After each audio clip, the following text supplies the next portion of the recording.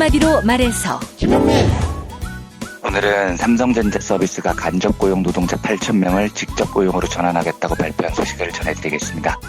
이완배 기자의 경제의 속살. 오늘은 세월호 추모문학 12인 공동소설집 숨어버린 사람들 소개해드리겠습니다. 정선태 교수의 오늘을 읽는 책. 네, 오늘은 지방선거용 자유한국당의 목리에 대해 말씀드리겠습니다.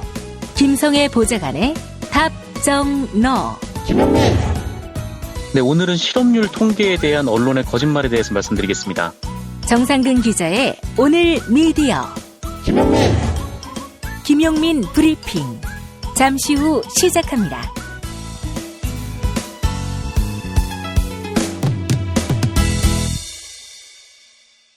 경애는 최고 영도자 김용민 동지께서는 김동지의 위대한 교시와 찬란한 성대모사를 인민 모두에게 듣게 하고자 오디오 프로 아돈 T3 블루투스 스피커 판매를 허락하시었다. 그동안 헛소리, 개소리, 뻘소리로 귀가 피로했던 조선 인민들을 위해 음향 기술자들이 역학, 깊은 저음, 음압을 풍부히 살려 음향 설계를 해왔던 터 아돈 T3 블루투스 스피커는 벨의 전화 발명 이후 최고의 역작이라 하겠다. 김용민 동지께서는 50% 중간 출력으로 30시간 가동이 가능한 대대로 만세의 칭송을 받을 최고의 배터리 수명을 보장하도록 지시하신 바 어버이 영도자의 하해와 같은 은총과 은덕에 온 인민이 감흡하지 않을 수 없다. 최고의 블루투스 스피커 아돈 T3 블루투스 스피커 가장 저렴하게 구입할 수 있는 방법은 김용민.com 김용민.com.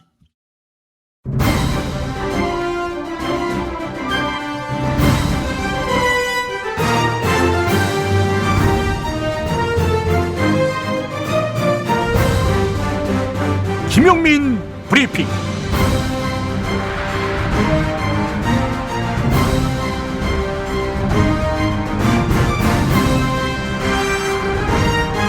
(2018년 4월 18일) 수요일입니다. 김기식 금융감독원장 사퇴를 보면서 문재인 대통령의 일을 풀어가는 방법을 주시했습니다. 원칙대로 순리대로 간다는 것입니다. 중앙선거관리위원회에 김기식 원장의 위법 여부를 묻겠다고 했었지요. 누군가는 청와대가 김기식 원장을 물러나게 하기 위해 퇴로를 찾은 것이라고 분석했습니다. 그러나 만약 김기식 원장에게 위법성이 없다고 선관위가 판단한다면 야당과 언론은 가만히 있지 않고 또 한 번 청와대가 선관위에 압박을 가했다느니 답정너였다느니 하며 의혹을 부풀렸겠지만 문 대통령은 개의치 않고 한 번 정한 인선을 지켜나갔을 것입니다. 그런데 선관위가 이상하게 틀어서 위법 판단을 내렸지요. 선관위원들이 박근혜 이전 시대에 임명됐다는 점은 강조하지 않겠습니다만 개혁의 갈 길이 참으로 멀고도 험하다는 생각이 듭니다. 과반이 못 되지만 일당이고 국민의 대통령 지지율이 높은 점 빼고는 노무현 대통령 때와 크게 다를 게 없는 정치 환경입니다. 이럴 때일수록 공정, 객관, 중립의 패러다임에 함몰되기보다는 시시비비를 가릴 줄 아는 적극적인 시민의 역할이 필요할 때입니다. 새로운 시대를 갈망하는 이웃들과 함께하는 김용민 브리핑. 이제는 지난 토요일 이완배 기자와의 부산 공개방송 중에서 청취자와의 일문일답, 어제에 이어서 또 듣겠는데요. 오늘은 기본소득에 대한 이완배 기자의 답변을 청취하겠습니다. 난관이 많습니다. 생각보다 난관이 굉장히 많습니다. 그러니까 요즘 들어와서 보면 이제 기본소득의 역사가 굉장히 깁니다. 서양에서는 한 30년 넘는 역사를 가지고 있고 우리나라에서도 지금 이제 역사가 10년 넘게 쭉 이어지고 있는데 저도 2008년부터 기본소득 지지론자가 됐으니까 이제 올해 딱 10년째죠. 10년째 기본소득을 지지합니다만 10년 전에 비해서 요즘 한국뿐만 아니라 세계적으로 기본소득에 대한 경제학자들의 관심이 매우 높아지고 있는 건 분명한 것 같아요. 이 이유는 알파고 등장 이후에 확실히 심해진 것 같습니다. 그러니까 압도적으로 우리 일자리가 줄어드는 시대가 이제는 올 겁니다. 변호사, 의사 뭐 이런 것들도 알파고가 다 대처를 할 거니까요. 그러면 도대체 사람들이 일자리가 없어지면 이 문제를 어떻게 해결하느냐에 대해서 최근 한 3, 4년 사이에 서양 학계에서도 기본소득에 대한 연구들이 굉장히 활발히 진행이 되고요. 한국에서도 기본소득 논의가 활발히 진행이 되는 것 같습니다. 전망은 이게 좀 쉽지가 않은 게 이 기본소득이 매우 진보적인 정책이냐 아닌 면이 있어요. 그러니까 진보 진영 내에서도 기본소득을 반대하는 목소리가 있습니다. 이 목소리가 그리고 의외로 강력합니다. 왜 일하지 않는 사람에 대해서 노동을 한 사람이 세금으로 일하지 않는 사람들의 삶을 보존해줘야 하느냐. 그러니까 노동의 가치를 중시하는 분야에서 진보 쪽에서도 상당한 반대가 있습니다. 보수 쪽에서 의외로 기본소득 찬성하는 학자들이 있습니다. 한국은 없고요. 서양에서는 꽤 있습니다. 왜냐하면 제가 아까 말씀드렸듯이 보수 경제학이라는 건 작은 정부를 지향을 합니다. 정부가 큰 게 싫은 거예요. 공무원 숫자 많은 게. 근데 기본소득이라는 건 기본소득을 다 나눠주고 뭐 노인수당 주고 실업수당 주고 이러는 게 아닙니다. 원론적으로는요. 원론적으로 기본소득을 나눠주면 다른 복지정책들을 다 엎어버리는 겁니다. 기본소득으로 다른 복지정책을 엎어버리게 되면 압도적으로 정부가 클 필요가 없어지는 거죠. 예. 그렇기 때문에 보수적인 경제학자들 중에서도 기본소득을 찬성하는 쪽이 있습니다. 이렇게 복잡하게 얽혀 있습니다. 다만 저는 이런 생각은 듭니다. 지금 우리나라의 현재 지적 풍토가 기본소득이라는 문제를 풀어나갈 수 있을 정도로 경제학계가 수준 높지가 않아요. 예, 이게 문제인 겁니다. 해외 같은 경우에는 기본소득을 놓고 경론을 벌일 만한 학자들이 굉장히 뛰어난 풍토들이 있습니다. 노벨 경제학상을 받은 사람도 기본소득에 대해서 이야기를 하고요. 제가 얼마 전에 소개를 드렸지만 베르그만 같은 사상가들도 기본소득을 이야기를 하고요. 그러면 반박을 하고 이게 노동의 가치가 뭐 이렇게 논쟁을 해야 되는데 우리나라의 경제학계 수준이 아직 그 정도의 택도 없이 못 미치고 있어요. 그래서 제가 좀 이 전망이 어렵다고 생각이 드는 겁니다. 긍정적인 부분은 이런 겁니다. 세계에서 유례가 없을 정도로 우리는 촛불혁명을 만들어냈죠. 그래서 경제학적인 논박을 학자들이 충분히 할 토대가 안 돼 있다면 쑥 해버릴 수 있을 것 같아요. 쑥. 경제학자들이 여기에 대해서 무슨 보수적인 논거를 가지고 막 논쟁을 할 수 없는 상황에서 사실은 우리가 이 노동의 비중이 점점 더 줄어드는 세상에서 누구나 태어났으면 인간답게 살 수 있는 세상으로 만들어보자 말씀하셨던 것처럼요. 그리고 제가 얼마 전에 소개를 해드렸듯이 기본소득을 제시를 한 곳에 조사 통계를 보면 민컴에 대한 연구였죠. 거기에 연구를 보면 출산율도 높아지고 하는 여러 긍정적인 요소들이 있습니다. 이런 자료를 가지고 정치적으로 시민들이 합의를 해버리면 그냥 한 번에 쑥 해버릴 수 있을 것 같다는 생각은 듭니다. 그러니까 학풍을 놓고 보면 굉장히 부정적이고요. 우리 경제학계가 이 어려운 논쟁을 수준 높게 할 수 있는 수준까지 저는 안 와 있다고 봐요. 사회적인 학계의 풍토가요. 그런데 시민사회의 정서가 만약에 확장이 된다면 정치적으로 한 번에 쑥 해결할 수는 있을 것 같고 이렇게 전망을 드리면 너무 애매합니까? 그러니까 제가 왜 기본소득을 지지했냐면 그때 그 민컴의 캐나다에 있었던 실험을 보면 사람들이 최소한의 생계 수준을 마련을 해주면 노동을 그만두지 않고 노동을 계속한다라는 실험 결과가 나옵니다. 요까지는 제가 뭐 그럴 수 있는데 그 다음에 뭐가 좋았냐면요. 모든 사람들의 기본소득을 보장해주는 순간 사람들이 하고 싶은 공부를 더 하기 시작합니다. 네. 이 말은 무슨 말이냐면 제가 한국 사회에서 제일 지랄 같다고 생각을 하는 게 뭔지 아십니까? 여러분들께서는 지금 어떻게 살고 계신지는 모르겠지만 여러분들 지금 살고 계시는 삶이 여러분들의 꿈을 이루고 살고 계시는 분들 있으십니까? 지금 여러분들 직업이 여러분들 어렸을 때 꿈이셨던 분 있으십니까? 제가 학교 비정규직 노동자분들 만나뵈면 이렇게 질문을 드립니다. 이제 그분들께는 표현이 조금 어색하실지 모르겠지만 동지들을 이렇게 부르는데 동지들 어렸을 때 꿈이 학교 비정규직 노동자가 돼서 하루 200인분의 쌀밥을 짓는 게 동지들 꿈이셨던 분 있으십니까? 제가 이렇게 여쭤봅니다. 우리나라의 제일 큰 문제점은 꿈이 박살이 나버렸다는 겁니다. 누가 자기 꿈을 꾸고 살고 있냐고요? 우리 자녀들에게는 꿈을 꾸라고 가르치기는 합니까? 아니잖아요. 그런데 먹고 사는 문제를 기본소득으로 해소를 하면 그 연구 결과가 그래요. 하고 싶은 공부를 합니다. 그 사람들은 공부를 하겠고 우리는 하고 싶은 일들을 할 수 있겠죠. 그러니까 꿈을 가질 수 있는 사회가 될 수 있다는 희망이 있어요. 저는 이 이유 때문에 다른 어떠한 경제적인 논쟁을 넘어서서 기본소득을 압도적으로 지지합니다. 대한민국이 아마 전 세계에서 가장 꿈이 박살이 난 선진국들 중에서는요. 박살이 난 사회일 거이기 때문에 그렇습니다.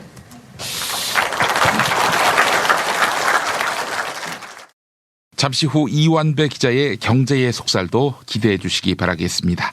광고 듣고 뉴스 간장으로 이어갑니다.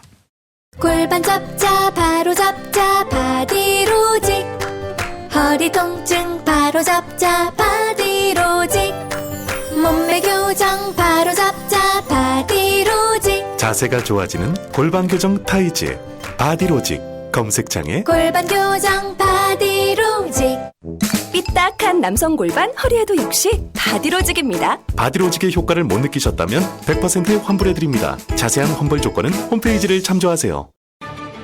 하루에 2번씩은 꼭 간 것 같아요. 속이 굉장히 편해진 것 같아요. 휴지에도 하나도 안 깔끔하게 끝나더라고요. 그만 넣고 싶은데도 이제 계속 나오더라고요. 눈 뜨니까 바로 화장실 가고 싶더라고요. 양은 감당이 안 되더라고요. 너무 많아가지고.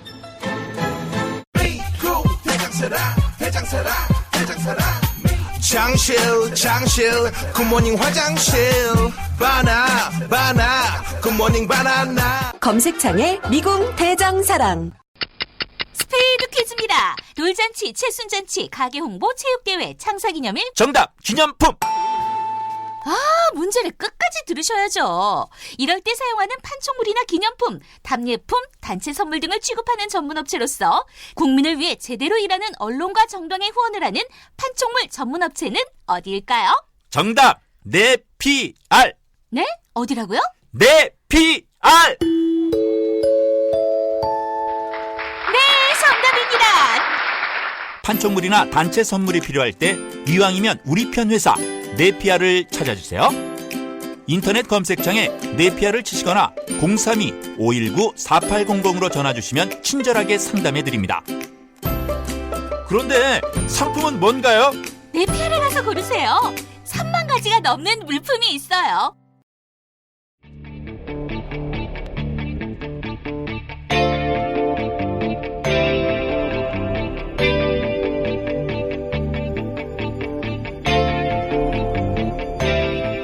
김용민의 뉴스 간장.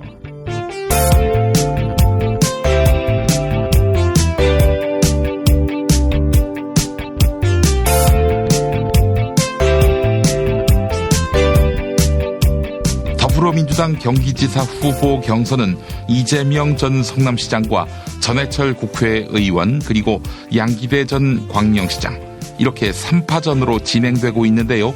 어제 SBS를 통해서 민주당 경기지사 후보 경선 TV 토론회가 방송됐습니다. 전해철 예비 후보는 이른바 해경궁 김씨 논란을 거론하며 이재명 예비 후보를 향해 고발에 동참할 것을 제안했는데요. 이에 이재명 예비 후보는 나는 법률상 피해자가 아니라 고소할 수 없다. 이렇게 맞섰습니다. 전해철 예비 후보와 이재명 예비 후보의 토론 편집 없이 들어보시겠습니다. 예, 이재명 후보께 질의하겠습니다. 성남이 보니까 공공기관 내부 청렴도 평가에서 226개 지방자치단체 중 좋았을 때가 162 정도 되고 거의 200등 이하로 아주 꼴찌 수준입니다. 그 이유에 대해서 생각해 보셨나요? 저희는 종합청렴도, 그러니까 시민들이 평가하는 종합청렴도, 내부 청렴도, 핵심만, 두 가지를 합칠 경우는 거의 중간 정도를 유지하고 있고요. 네, 공직사회 내부 청렴도를 조사할 때는 5단계 중에서 이제 4단계로 떨어집니다. 시민 청렴도는 2단계, 그래서 중간 3등을 유지하고 있는데, 이건 사실 설명하기가 좀 어려운 부분이 있는데 이것만 한번 생각해 주십시오. 박원순 서울시장님 저는 매우 잘한다고 생각하고 있는데요. 거기도 역시 17개 시도 중에서 16등인 걸로 알고 있어요. 제가 이야기를 잠깐만요. 드리면요. 아니요, 제가 일단 그다음에 강남구청이 제가 지금 주도 토론이니까 제 이야기를 들으십시오. 등수를 이야기 드리면 2017년에 226개 중에 216에 2016년에 226개 중에 206, 2015년에 226 190개 단체 중 191입니다. 그 이유를 다 대면 다 있겠죠. 그런데 문제는 이와 같이 객관적 지표가 낮은 거에 대해서 저는 자꾸 어떤 다른 것의 변명이나 이렇게 설명을 하시지 말고 구체적으로 왜 이랬냐라는 저는 대답을 했으면 하는 바람이 있고요. 하나 더 말씀드리면 얼핏 이야기하신 대로 문제는 이 평가 중에서 내부 청렴도는 훨씬 더 낮습니다. 5등급 중에서 4등급, 5등급이거든요. 이 내부 청렴도라는 것은 그 안에 내부 직원들 스스로 평가하는 이 평가 지표인데 그게 낮은 거에 대해서는 또 어떻게 생각하십니까? 아까 제가 말씀드리다 말았는데 내부 청렴도라고 하는 건 직원들의 불만도를 사실 반영합니다. 불만. 강남구가 전국에서 청렴도가 1등입니다. 박원순 시장의 서울시정에 대한 내부 청렴도 이거는 거의 꼴찌죠. 그리고 하나 분명하게 말씀드리면 저는 꼴찌한 적 없습니다. 5등급이 한 일도 없습니다. 4등급이 가장 낮고 그것도 내부 청렴도 부분이고 종합 청렴도는 3등입니다. 예. 청렴도가 거기까지 하시고요. 2010년도에 보면 내부 청렴도가 5등급이다라고 말씀을 드리고 제가 관련해서 말씀을 드리면 지금 이 후보 자 보십시오. 2010년 말에 그러니까 보시고요. 보면 우리 이 후보의 측근 비리가 굉장히 많습니다. 제가 서너 가지만 이야기를 드리면 이 후보께서 옛날 총선 출마할 때 분당감 사무국장 구속됐고요. 성남시장 선거 당시 선거본부장, 또 최측근이었던 수행비서, 그리고 우리 양 후보가 이야기했던 청소 용역 입찰 비리에 연루됐다는 최측근이 있고 전공로가 기자회견을 했는데 사실 지방자치단체 장 중에서 이렇게 측근이 많이 구속되거나 또는 어떤 의혹을 제기한 예는 많지 않았다라는 생각에서 이 부분이 결국은 성남의 청렴도가 낮은 것과 연관되지 않냐 저는 이렇게 생각하는데 여기에 대해서 이 후보는 어떻게 생각하시나요? 네. 수행비서는 제가 폭력 사건으로 해임한 후에 벌어진 일입니다. 두 번째로는 그 사무국장 이야기는 그 사람이 로비한 게 실패했습니다. 그러니까 결국 나중에 벌금 700만 원인가 받고 그 개입한 부분에 대해서는 실제로 성공을 못했으니까 제 측근이면 성공을 못했겠습니까? 인조잔디구장 계약하는 정도인데. 세 번째로 만약에 제가 진짜 문제되는 것들이 있다면 정말로 저는 8년 동안 탈탈 털렸습니다. 예, 그 이야기는 그 중에 일부입니다. 그 이야기는 하셨으니까요. 저를 수없이 잡으려고 했지만 미세하고 사소한 것들이 이유는 몇 번 문제된 반복하셨잖아요. 겁니다. 잠깐만요. 그러니까 그 부분은 저는 맞지 않다기보다도 그렇게 많이 내세우지 않아야 될 거라고 생각하는데 사실 이명박 박근혜 정부에서 탄압을 안 받은 사람이 누가 있습니까? 그래도 불구하고 다 문제가 안 됐던 분이 훨씬 많습니다. 라고 이제 말씀을 드리고요. 또 하나는 지금 후보자 양 후보도 이야기했지만 이 후보자의 전과도 굉장히 저는 심각하다고 생각합니다.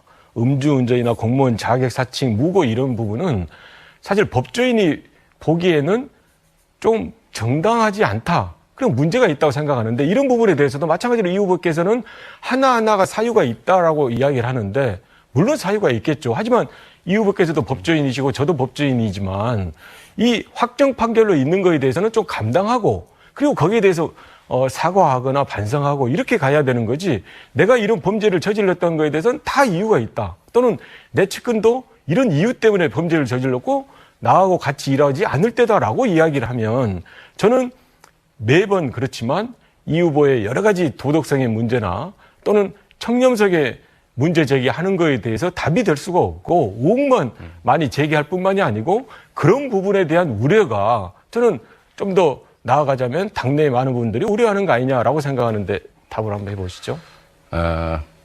이 얘기들은 지금까지 정말로 수도 없이 얘기된 겁니다. 국민들이 이런 점 다 감안해서 판단하고 계십니다. 지금 말씀하신 거 이미 인터넷에 다 있고 작년 대선 때도 저번 시장 선거 때도 다 문제됐던 겁니다. 전과 기록으로 공보물에도 다 나간 거죠. 좀 미래에 관한 이야기를 하시면 어떨까 싶습니다. 예, 미래에 대한 이야기 계속 해야 되고요. 그러면 현안 제가 말씀드린 것은 이런 부분을 잘 설명하지 않으면 결국은 많은 국민들이 의혹을 제기한다고 생각하고요. 현재 가장 현안이 되는 이야기를 또 한번 해보겠습니다. 그 HK킴이라는 계정이 있습니다. 제가 이 계정에서 저에 대해서 아주 모욕적인 이런 비방을 했습니다. 저는 그거는 참을 수 있었지만 전 대통령이신 노무현 전 대통령입니다. 문재인 대통령에 대해서 정말 심한 폐륜적인 발언을 한 거에 대해서 저는 참을 수 없다라는 생각에서 이재명 후보께 함께 조사 의뢰, 수사 의뢰하자라고 이야기를 했는데 거기에 대해서 응하지 않아서 제가 단독으로 고발을 했습니다. 거기에 대해서 사실 제가 고발한 이후에 많은 또 온라인상의 당원분들 문제 제기를 해서 이 개정이 우리 이 후보 측에 좀 가족분하고 연관이 있다라는 이제 많은 또 근거를 제시했습니다. 제가 그래서 결론적으로 말씀드리는 것은 그런 관련성을 이야기하니까 다르게 해명하지 마시고 이 후보께서도 피해자가 될 수 있으니까 제가 애초에 말한 대로 고발을 저하고 함께 해버리면 훨씬 더 수사가 쉽게 되고 빠르게 되고 또 신속하게 돼서 의혹을 해소할 수 있을 것이다 라고 생각해서 지금도 제가 이야기 드렸는데 오늘이라도 함께 고발을 해서 이 의혹을 없애는 게 어쩌냐라는 저 제안에 대해서 이 후보께서는 어떻게 생각하시나요? 이미 이 문제는 제가 2번이나 공개적으로 입장 표명을 했습니다. 전해철 후보께서도 변호사시죠. 그리고 인권운동도 시민운동도 했던 분입니다. 제가 그 개정에 의한 법률상 피해자입니까? 국가 권력을 제가 질문했으니까 제가 말씀드릴게요. 30초는 좀 보장해 주시면 어떨까 싶은데. 아니 질문한 게 이야기하세요. 그러니까 제가 피해자가 아닙니다. 물론 저도 그 개정이 이 내용이나 이런 게 매우 동의할 수 없고 나쁘다고 생각합니다만 정치적으로 나쁜 것하고 법률적으로 문제 삼는 건 다른 겁니다. 이거야말로 공권력을 남용하는 것일 수도 있다는 생각이 저는 합니다. 제가 법률상 피해자가 아닌데 어떻게 고소를 합니까? 저는 이미 밝혔습니다. 네, 제가 설명드리겠습니다. 그렇게 우리 이 후보께서 형식적인 법 논리로 해서야 되겠습니까? 지금 정보통신망을 보면 도용이나 또 공개된 정보라 하더라도 그 정보를 훼손시키거나 하면은 정보통신망 위반이 되는 거거든요. 그 정보통신망 위반이라는 거는 피해자가 지금 이 후보의 가족이라는 거거든요. 지금 확인된 바는 그 계정에 이 후보의 가족 중에 한 분의 아이디 또 전화번호 이메일 주소가 동일하다는 겁니다. 그러면 이미 도용 내지 도용에 준할 정도로 피해를 받았는데 굳이 왜 내가 피해자가 아니다. 나는 그 피해자가 아니기 때문에 고발하지 않겠다라고 이야기를 하는 것은 누가 보나 정말 본질을 흐리는 이야기다. 그렇게 하지 마시고 우리가 법조인으로 봐서 넓은 의미의 피해자라 하더라도 이렇게 많은 당원분들이 오늘 보니까 또 몇 천의 당원분들이 당에 와서 여기에 대해서 밝혀 주십시오. 이걸 그대로 하면 안 된다라고 이야기를 한다면 적어도 경선 후보자의 입장에서는 분명히 밝히고 그런 형식적인 법 논리로 하지 마시고 의혹을 해소하는 것이 자꾸 말씀드린 대로 본선에서 우리가 이기는 길이지 않겠습니까? 네.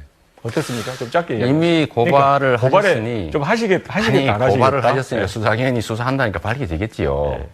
지금 11분 이 긴 시간을 정말 우리 경기도민들의 삶이나 지금 이 순간에도 연간 15,000명씩 자살하는 이런 나라에서 정말 우리 국민들의 삶 이런 얘기를 해야지 지금 전 시간을 이걸로 하고 있는데 이거 다 나온 얘기입니다. 예. 하여튼 제가 이 문제에 대해서는 말씀하시니까 제 의견도 말씀드리지만 이미 고발하셨고 조속히 수사한다는 입장도 다 나왔고 하니까 거기서 기다려 보시는 게 저는 정답이라고 생각합니다. 자유한국당은 댓글 조작으로 수사를 받고 있는 일명 드루킹이 더불어민주당의 전 당원임을 강조하며 특검을 요구하고 있습니다.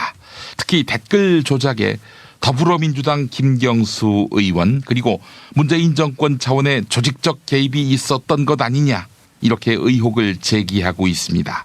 김경수 의원과 접촉했던 드루킹 김모 씨가 경제적 공진화 모임이란 온라인 카페를 운영했고 카페 회원들이 드루킹의 글을 퍼날랐기 때문입니다.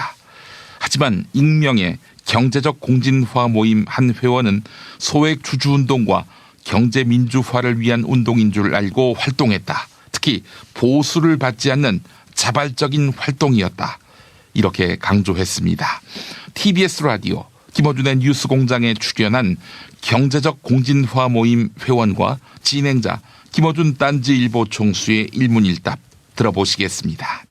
저희에게는 계속 김경수 의원과 접촉을 하며 이렇게 얘기를 했는데 지금 기사를 보니까 거의 이제 일방적으로 이제 계속 문자를 날리고 그게 이제 김경수 의원은 이제 정보를 드루킹이 준 그런 거를 이제 많이 읽지도 않았다라고 그런 기사가 지금 많이 뜨는 것 같은데 우리 목적은 분명히 소액 주주를 하려고 하는 그런 목적으로 이제 뭐 그런 정치인의 사조직이 아니라고 생각을 하고 활동을 했는데 지금 와서는 이제 정말 그런 소액주주 뭐 운동을 할 생각이 있었는지도 의문이지만 애초부터 이게 목적이 아니었던 게 아닐까 이런 의문이 그런 든다. 생각까지 지금은 듭니다. 근데 드루킹이 이제 어떤 목적을 가지고 이제 뭐 접근했는지 모르겠지만 뭐 하여튼 뭐 접근을 했고 본인 생각대로 되는 게 없다 보니까 지금 이런 식의 무리수를 둔 것 같습니다.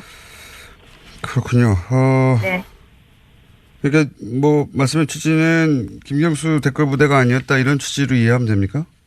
대선하고는 무관합니다. 대선 때는 저희가 저도 이제 2016년도부터 이제 그 당시에는 이제 뭐 드루킹이 그 블로그에 글을 뭐 일주일에 거의 한 편씩 쓰셨어요. 네. 문재인 정권을 만들기 위해서. 그래서 그때 정말 뭐 전 회원들이 밤을 설쳐가면서 이제 드루킹이 뭐 글을 쓰면 이제 정권에 이제 도움이 되는 그런 글들을 저희가 퍼나르고 뭐 그런 활동을 뭐 거의 새벽 2, 3시까지 했던 걸로 압니다. 그리고 대선 때는 드루킹이 글을 쓰거나 하면은 그걸 퍼나르고 그게 결국은 소액주주 운동을 돕고 그 경제 민주화를 돕는다고 생각했기 때문에 그런 활동을 하였고. 네, 그리고 매크로는 대선 때는 분명히 사용되지 않은 것은 확실합니다.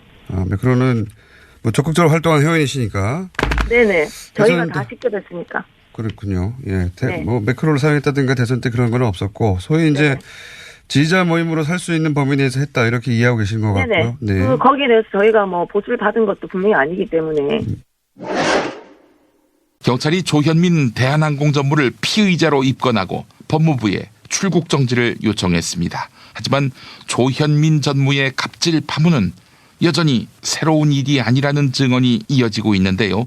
오마이뉴스는 조현민 전무로 보이는 여성이 고성을 지르는 음성 파일을 공개하기도 했습니다. 대한항공에서 7년 동안 기장으로 근무했던 전직 직원은 조현민 전무는 통과 의례처럼 고성을 질렀다 이렇게 밝혔습니다. CBS 라디오 김현정의 뉴스쇼에 출연한 전직 대한항공 기장과 진행자 김현정 앵커의 일문일답 들어보시겠습니다. 네, 직원들은 그렇게 생각을 하고 있고요. 그 조현민 전무가 근무하던 곳은 본사 건물의 6층인데요. 예. 보통 전에 듣기로는 뭐 조 전무는 보통 일주일에 2-3번 정도, 뭐 기분이 좀 좋을 때는 일주일에 1-2번, 무슨 통과 의례처럼 항상 고성을 지른다고 들었습니다. 그래서 본사 근무했던 사람들은 대부분 다 알고 있고요. 예. 이 대한항공 본사 건물 구조가 있습니다. 이 전체가 뻥 뚫려 있고요. 부서별로 칸막이로만 돼 있고 위에가 다 뚫려 있거든요. 그래서 어디서 누가 소리를 지르면 다 들리는 구조로 돼 있어서 한쪽에서 소리를 지르기 시작하면 6층 전체가 쥐죽은 듯 고요해지고 서로 눈치만 보는 그런 상황이 되는 거죠. 그러니까 이 음성 파일을 잘 들어보면은 그 마우스 클릭하는 소리가 들려요. 따닥따닥하고.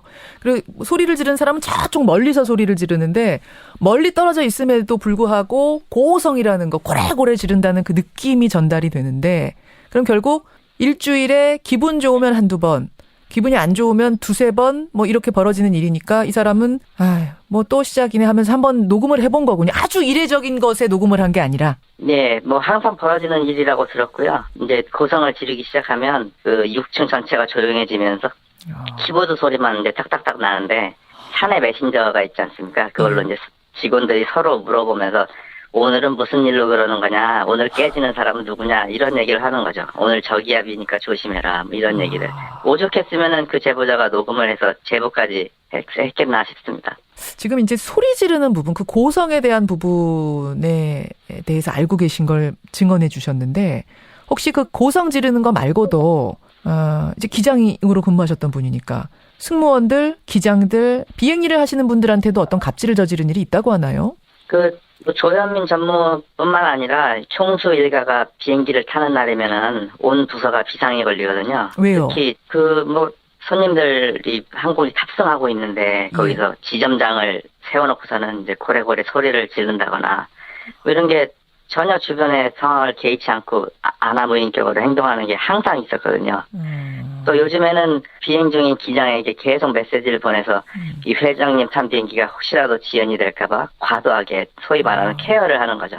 그래서 비행 중에 메시지 수신하느라 이 정상적인 비행에 지장을 받을 정도로 과도하게 한다고 그래서 저희들끼리 농담으로 대통령 전용기도 이렇게는 안 하겠다고 그렇게 생각했습니다. 그게 그러니까 그 밑에서 자발적으로 한다기보다는 위에 눈치를 봐야 되니까 안 그러면 또 고성이 터질지 모르니까 이렇게 주의를 시키는 거다라고 보고 계시는 거군요.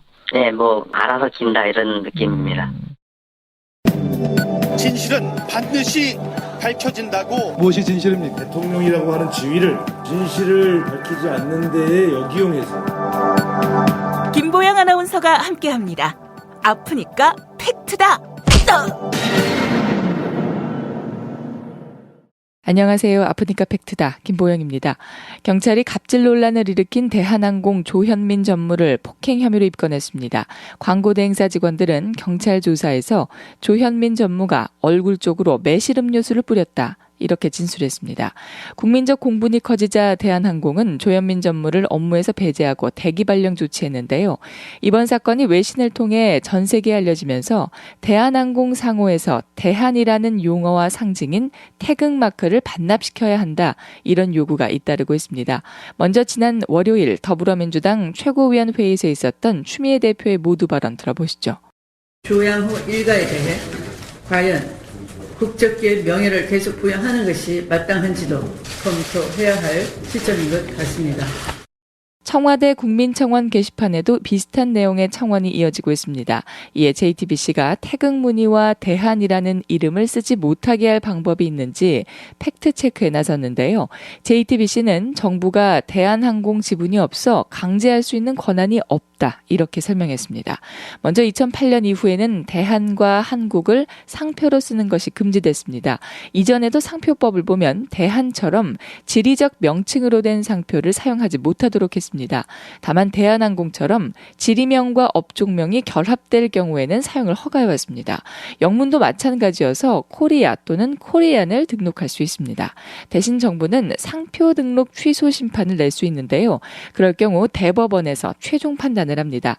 한편 정부가 대한항공에 불이익을 줘야 한다는 이야기도 나오고 있는데요. 현재 정부는 외국과의 협상을 통해 운항권과 영공 통과권을 얻어내고 이를 항공사에 배분하고 있습니다.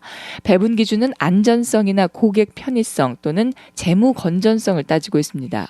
이에 따라 반복되는 갑질 논란으로 대한항공의 경영을 흔들리게 한다면 정부로부터 지원을 받는데 악영향을 미칠 수 있겠죠. 지금까지 아프니까 팩트다였습니다. 오늘 녹음 끝나고 한 잔?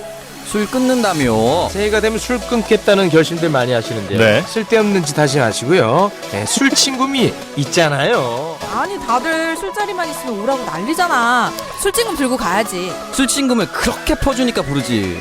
술친금이 있어야 술자리가 오래 간단 말이야. 내 친구들이 전부 다 술친금 인정했어. 오빠도 한 잔 콜? 그렇다면 가지야. 네이버에 술친금을 검색하세요. 멀쩡합니다. 진짜. 안녕하세요. 김호준입니다. 그날 바다는 세월호 침몰 원인에 대한 추적 다큐멘터리입니다. 단 하나의 배가 단 하나의 행적으로 움직여서 단 한 번의 사고가 났는데 각기 다른 항해 정보가 존재하는 것. 있을 수 없는 일. 사라진 20분 4년의 추적. 제대로 밝혀진 것이 아무것도 없는 그날, 그 바다의 진실을 전합니다. 그날 바다 극장에서 뵙겠습니다. 15세 이상 관람가. 충남 금산의 넓은 인삼밭. 정성농장을 일군 농부아버지 이정열 씨. 자연은 노력한 만큼 내어준다. 그 자연의 마음을 알기에 정성농장을 더불어 일구는 아들 이성규 씨도 아버지에게 배운 것처럼 정직하고 또 성실하게. 정성농장 홍삼은 인삼 재배부터 가공 판매까지 모두 책임지고 있습니다. 그래서 대한민국 1등 품질을 자부합니다. 검색창에 정성농장 홍삼을 검색해주세요. 정성농장 홍삼. 전화문의는 010-9754-6972.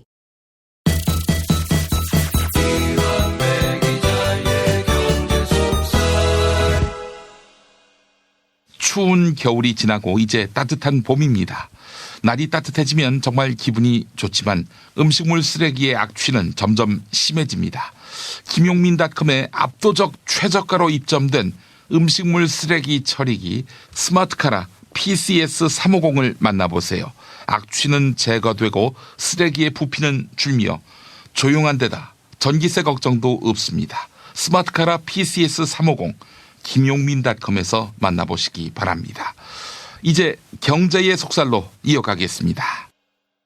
민중의 소리 이완배 기자 만나겠습니다. 이완배 기자님. 안녕하십니까? 예. 자, 오늘 어떤 이야기 준비하셨습니까?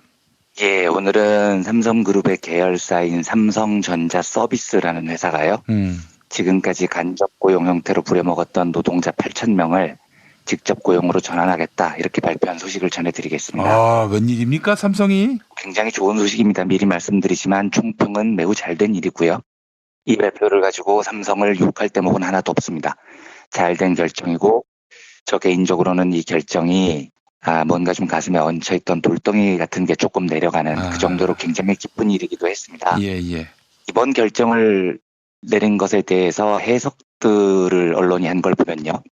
장장 80년 동안 이어졌던 삼성의 무노조 경영이 마침내 막을 내리는 계기가 될 것이다. 이런 해석도 나오더라고요. 이게 왜냐면 간접 고용 노동자 8,000명을 직접 고용으로 전환하는 대목은 그동안 삼성그룹에서 4밖에 없었던 민주노조 중에 가장 강력한 민주노조, 전국금속노동조합, 삼성전자 서비스 지회가 오랫동안 요청을 해왔던 노조의 요청 사항이었습니다. 그러니까 노조의 요구가 받아들여진 모양새고요. 당연히 삼성전자 서비스는 이 일을 추진하면서 노조하고 합의도 했습니다. 이게 지금 아무 말씀도 안 드린 것 같지만 이게 왜 엄청나게 중요한 일이냐면요. 삼성전자나 삼성전자 서비스는 지금까지 노조를 유령처럼 대해왔습니다. 그러니까 합의를 하고 말고 이런 게 아니고요. 아예 존재 자체를 인정을 안 했어요. 제가 나중에 자세히 말씀드리겠지만 지금까지 삼성전자 서비스 지회의 투쟁을 보면 뭘 해달라, 임금을 올려달라 이런 걸 투쟁한 게 아닙니다. 협의를 하자고요. 협의를. 제발 좀 얼굴 좀 보고 단협이든 임협이든 하자. 이걸 가지고 오랫동안 노조가 투쟁을 해왔습니다. 엄연히 노동조합이 있는데 존재 자체를 깡그리 무시받았던 겁니다. 이게 바로 삼성이 유지해왔던 80년 동안의 무노조 경영의 민낯 같은 거죠. 그런데 이번에 마침내 삼성전자가 노조와 합의를 했어요. 그래서 8,000명의 간접 고용 노동자들을 직접 고용으로 바꾸겠다고 했습니다. 합의를 했다 이 대목만 해도요. 저한테는 굉장히 뭉클합니다. 정말로요. 노조도 당연히 이번 방침에 대해서 환영의 논평을 냈습니다. 그 논평을 읽어보면요. 삼성그룹의 삼성전자 서비스 직접 고용을 환영합니다. 삼성그룹의 삼성전자 서비스 노동자들의 직접 고용 의미는 삼성그룹 80년 무노조 경영에 맞서 민주노조를 사수하고 삼성을 바꾸고 세상을 바꾼다라고 외친 삼성전자 서비스 간접 고용 비정규직 노동자들의 승리입니다. 삼성전자 서비스 노동자들은 2018년 4월 17일 오늘 비로소 삼성그룹이 80년간 이어온 초롱성 같았던 무노조 경영을 폐기시켰다라고 승리의 소회를 밝히겠습니다. 나아가 1,000만 비정규직 노동자들이 삼성전자 서비스 간접 고용 비정규직 투쟁을 계기로 용기를 내었으면 좋겠습니다.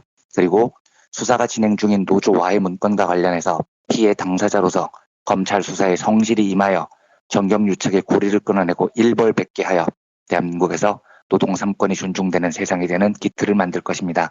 국민과 언론, 시민사회가 삼성전자 서비스 노동자들의 이 역할에 많은 응원과 투쟁에 함께하여 주셨으면 좋겠습니다. 이렇게 적혀 있습니다.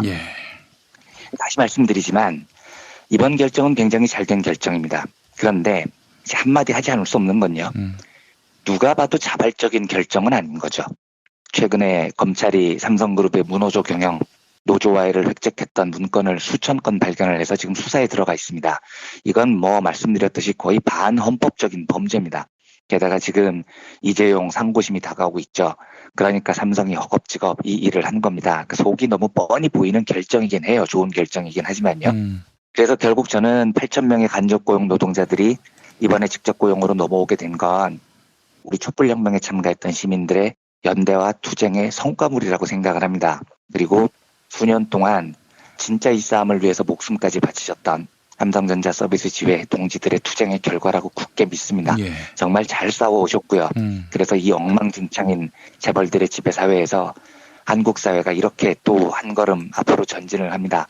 그래서 오늘의 이 결과가 참 감격스럽고 감사하고 그렇습니다. 삼성이 백기를 든 거였군요. 그렇죠. 이제 꼬리를 말고 어떻게 해서든지 저 검찰 수사를 좀 줄여보고 저게 이재용한테까지 튀면 진짜 어려워지니까요. 그러니까 이제 꼬리를 말고 있는 건데 좀 가짜는 마음이 들기는 해도 뭐 결과 자체는 좋은 결과였으니까요. 하여튼 뭐 결과에는 기쁘면서도 쟤네들의 그 속보이는 행동에 대해서는 좀 짜증이 나기도 하고 그렇죠. 예. 이 삼성전자 서비스 지회의 직접 고용이 왜 중요한지를 이해하기 위해서는 삼성전자 서비스라는 회사가 어떤 회사인지를 알아야 됩니다. 저희가 이제 집에서 삼성의 가전제품을 샀는데 에어컨이나 TV를 샀는데 고장이 나면 수리 서비스를 부르잖아요. 예. 이걸 담당하는 곳이 삼성전자 서비스라는 회사입니다. 수리 노동자분이 집에 오셔서 가전제품을 고쳐주시죠. 당연히 이런 일을 하는 삼성전자 서비스는 삼성의 계열사겠죠. 그런데 왜 삼성전자에서 이 일을 직접 하지 않냐면 이런 수리 서비스 노동자분들을 삼성은 본사 노동자로 대해주기가 싫은 겁니다. 그래서 삼성전자 서비스라는 이름의 자회사를 만들어서 여기에다가 이 수리 노동자들을 처음에 몰아넣으려고 했었던 거예요. 그래서 본사는 상위 노동자들이, 자회사에는 하위 노동자들이 이렇게 몰려 있어서 계층화를 시켜놓은 겁니다. 근데 여기서 중요합니다. 그러면 수리하러 오시는 그 기사분들은 삼성전자 서비스라는 자회사 소속 노동자들이냐? 심지어 이것도 아니에요. 이분들은 삼성전자 본사 노동자는 당연히 아니고요. 그 자회사인 삼성전자 서비스의 노동자도 아닙니다. 벌써 웃기잖아요. 그러면 어디 소속이냐? 삼성전자 서비스와 협력을 하는 협력업체 소속입니다. 그러니까 삼성전자가 이 굳은 일을 시킬 자회사 삼성전자 서비스를 세우고 여기서도 안 그치고 이 자회사가 또 각 지역별로 이 위험한 수리 업무를 맡길 제3의 협력회사를 고용을 해버린 겁니다. 예. 삼성전자 서비스, 협력업체 이런 3중 구조로 만들어 놓은 겁니다. 이것부터 벌써 기가 막힌 거죠. 예. 자, 그럼 이제 상식적으로 생각을 해보겠습니다. 제가 삼성 에어컨을 샀어요. 근데 고장이 났습니다. 수리기사분이 오셨어요. 그런데 이분이 뭘 잘못 고치셨어요. 제가 화가 났습니다. 그러면 고객은 누구한테 불만을 털어놓을까요? 당연히 삼성전자에게 불만을 가질 겁니다. 삼성전자에 항의를 한다고 생각을 하고 전화를 해요. 그런데 정확히 말하면 내가 전화를 한 곳은 삼성전자가 아니고 삼성전자 서비스라는 자회사에 전화를 한 겁니다. 그러면 항의 전화를 받은 삼성전자 서비스는 누구를 조지겠습니까? 삼성전자 본사를 조질 리가 없잖아요. 당연히 이 기사분들을 직접 조집니다. 똑바로 안 해? 네가 수리를 엉망으로 해서 우리가 욕먹잖아. 야, 여기 전화 왔는데 빨리빨리 안 튀어가? 친절하게 안 해? 이렇게 직접 이 기사분들을 통제를 해요. 삼성전자 서비스가요. 그러면 이 구조가 이해되시면 이 질문이 단박에 이해가 될 겁니다. 그렇다면 이 기사 노동자분들은 어디 소속이어야 되겠습니까? 당연히 삼성전자 서비스라는 회사에 소속이어야 합니다. 왜냐하면 삼성전자 서비스가 이 노동자들에게 화도 내고 일감도 나눠주고 조지기도 하고 관리를 직접 하기 때문입니다. 그러면 이 노동자들에 대한 책임도 당연히 삼성전자 서비스에서 해야 되는데 법적으로 문제가 생기잖아요. 삼성전자 서비스는 하나도 책임을 안 져요. 심지어 노동자분이 수리를 하다가 돌아가셔도 책임을 안 집니다. 왜냐? 우리 회사 일이 아니니까요. 협력업체 일이니까요. 협력업체 책임이라는 겁니다. 이게 바로 제가 많이 말씀드리는 불법 파견이라는 거고요. 위장 도급이라는 겁니다. 이게 합법 도급이려면 도급업체 사장이 직접 경영을 해야 됩니다. 그런데 이 협력업체 사장들은 다 바지 사장이에요. 삼성전자 서비스에 108개 협력업체가 있는데 이 중 64%에 이르는 69개 업체 사장이 전부 다 삼성전자 서비스 임직원 출신입니다. 이 사람들은 그냥 바지 사장이고 실제로 삼성전자 서비스에서 다 통제를 해요. 경영 컨설팅을 해준다고 맨날 협력업체 경영에 간섭합니다. 진짜 경영 컨설팅 같은 소리하고 자빠져 있는 거죠.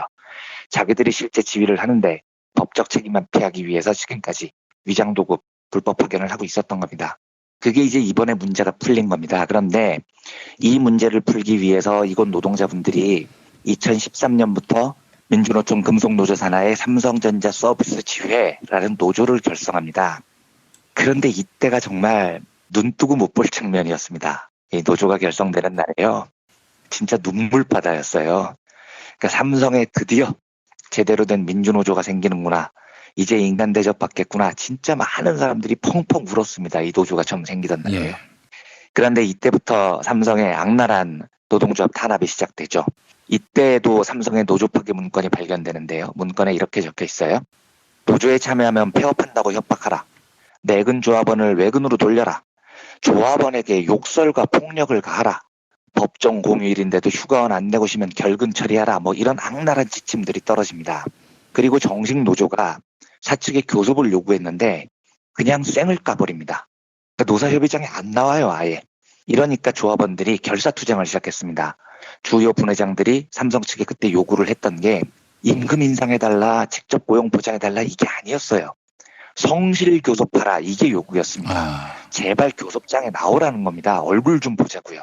그런데 이 간단한 요구를 위해서 수많은 분회장들이, 노조 간부들이 단식을 하고 파업을 하고 철야투쟁을 했습니다. 제가 여러 번 말씀드렸지만 이 과정에서 제 40대의 제일 큰 마음의 짐으로 남아있는 삼성전자 서비스 지회 부산 양산센터 염호석 분회장, 당시 34살이셨습니다.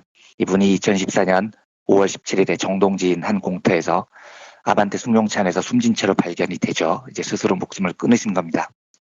염호석 열사의 이야기는 제가 방송에서 몇 번 말씀을 드렸으니까요. 오늘은 생략을 하겠습니다. 그런데 제가 염호석 열사의 시신을 탈취당하고 그 처참한 일 때문에 너무나 좀 악에 받쳐서 그동안 염호석 열사의 이야기에 초점을 맞춰서 말씀을 드렸는데 요 이전에요. 염호석 열사 외에 또 한 분 목숨을 잃으신 분이 있습니다.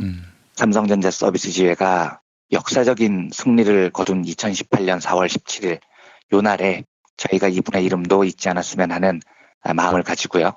또 한 분의 세상을 떠나셨던 노동자 최종범 열사의 이야기를 오늘 청취자 여러분들께 전해드리려고 합니다. 최종범 열사는 염호석 열사보다도 6개월 전인 2013년 10월 31일에요. 자기가 태어난 고향 천안의 마을 숲속에서 자동차 안에서 숨진 채 발견됐습니다. 그런데 염호석 열사도 그렇지만 최종범 열사도 당시 나이가 32살이셨어요. 너무나 젊고요. 너무 잘생긴 청년이었습니다. 그리고 삼성전자 서비스 천안센터에서 일을 하고 계셨고요. 최종범 열사가 돌아가시기 몇 달 전에 바로 역사적으로 삼성전자 서비스 지회 노동조합이 결성이 됐습니다. 당시에 여러 주변 분들의 이야기를 들어보면 노조가 결성됐을 때 최종범 열사가 그렇게 기뻐하셨대요. 그래서 밴드나 SNS를 통해서 계속해서 자발적으로 다른 주변 노동자들의 노조 가입을 독려했고요. 11월 9일로 예정됐던 노동자 대회를 앞두고 최종범 열사께서 내가 선두에 서겠습니다 라고 막 투쟁의 의지를 불태우시기도 하셨답니다. 그리고 이분은 주변 분들 이야기를 들어보면 너무 성실하셨습니다. 이분이 돌아가시기 1년 전에 결혼을 하셨거든요. 그리고 아주 예쁜 딸이 하나 있습니다. 돌아가시는 그날에 따님은 돌도 지나지 않았어요.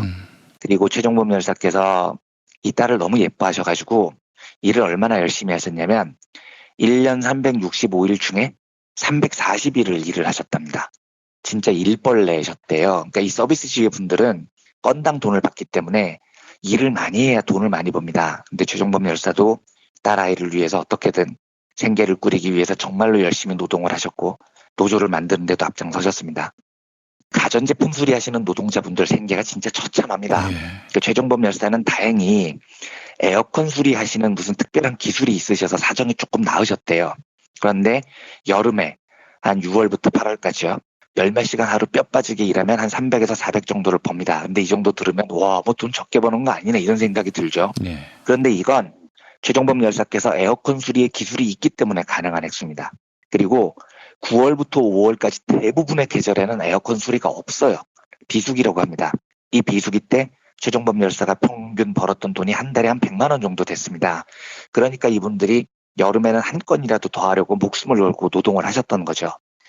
자정에도 고객 연락이 왔으면 달려가셨다고 해요. 토요일에는 뭐 기본적으로 일하는 거고요. 심지어 따님분이 태어나셨던 날에도 최종범 열사께서는 수리를 몇 건 마치고 겨우 따님 태어나는 걸 보러 갔다고 합니다. 아이고. 거처를 마련하지 못해서 신혼살림을 처갓집에서 시작을 하셨고요. 결혼한 바로 다음 날에도 출근을 해야 됐습니다. 신혼여행을 가면 일을 못하니까요. 돈을 못 버니까요. 실제로 최종범 열사께서는 그 차 안에서 번개탄을 피우고 돌아가셨는데 그 차 수리비, 핸드폰 통신비 이걸 다 노동자분들이 내야 됩니다.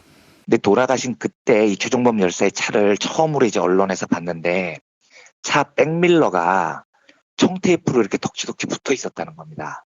그러니까 백밀러가 고장이 났는데 이걸 제대로 붙일 돈이 없었던 거예요. 그렇게 힘들게 사셨습니다. 그리고 노조가 만들어졌는데 최종범 열사께서 9월에 이제 처음으로 노조 교육에 참가해서 우리나라에 노동 3권이 있다는 사실을 알게 됐고요. 열사께서 그때 전태일 열사에 대한 이야기를 처음 들으셨답니다.